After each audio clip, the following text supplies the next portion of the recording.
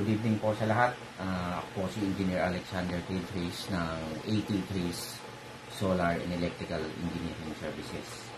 So, ginawa ko lang yung video na to para i-explain yung solar system kasi madaming mga nagtatanong ng mga client kung ano yung solar. Minsan kasi may nag-i-inquire.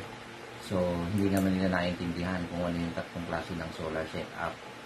So, i-explain ko lang yung tatlong klase ng solar setup ay unang-una yung off-grid.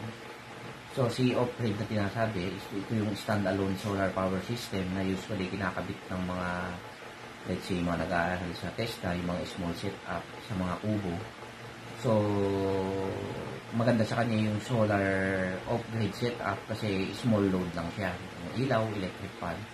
So, si solar off-grid, siya yung standalone system ng solar power which is hindi na kailangan ng Meralco o utility company para gumana.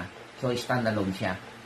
So, yung isang pinakasikat ngayon na pinapa-install ng karamihan, yung mga nakakaintindi, lalo na yung may mga business na ang gamit nila tuwing umaga lang.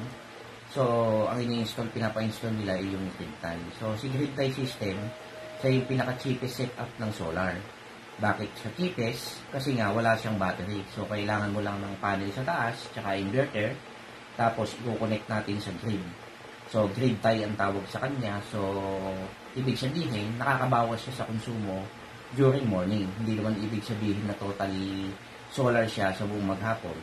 So, ang function niya, depende dun sa solar na inilagay mo. So, solar priority. Kung naglagay ka ng 5,000 watts na solar, tapos nag-load ka sa bahay mo ng 6,000 watts. So, ang mangyayari dun, yung 5,000 watts, yung magiging savings mo, yung remaining na kulang, yun lang yung isusupply ni Meralco o ng utility provider. So, ang disadvantage naman ng grid tie, of course, dahil nakatie siya dun sa grid, so, ang mangyayari, pag nag-brown out, wala ka ng power. So, yung pangatlong setup, ito naman yung hybrid setup, which is combination ng dalawa, ng off-grid at ng grid tie. Si hybrid setup, meron siyang storage battery. Tapos, ang function niya sa umaga is grid tie. Pag gumamit ka ng kuryente, sa umaga, yung excess harvest ay nilalagay dun sa battery. So, pagka nag-brownout ka ng umaga, so lahat ng nakakonect dun sa inverter mo na emergency load, solar power na galing sa bubong yung magsusupply. Dahil ang magpapower kay inverter ay si battery. Ngayon, kung kulang naman yung harvest ng solar dun sa bahay at brownout pa din, yung storage ng battery ay magtutulong. So, dalawa silang nagtutulong. Solar sa bubong plus yung storage ng battery. Sa yung hybrid solar system. So, yun lang naman yung pagkakaiba ng tatlo.